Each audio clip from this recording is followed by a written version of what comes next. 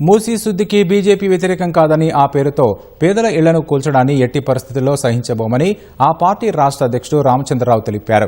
Musi project కోసం 50 మీటర్ల buffer zone అవసరం లేదన్న ఆయన గాంధీ విగ్రహం పెట్టడానికి వందల ఎకరాలు ఎందుకని ప్రశ్నించారు. ఇందుకోసం పేదల ఇళ్లు కూల్చాలనుకోవడం అన్యాయమన్నారు.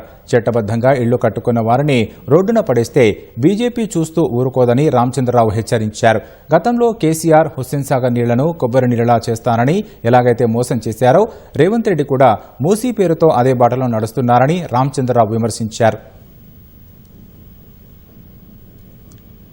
ముందు 5 కోట్లు 5,000 కోట్లు అన్నాడు మూసి, నిన్న 7,000 కోట్లకు వచ్చేసింది. స్టార్ట్ కాకముందే 2,000 కోట్లు పెరిగినాయి.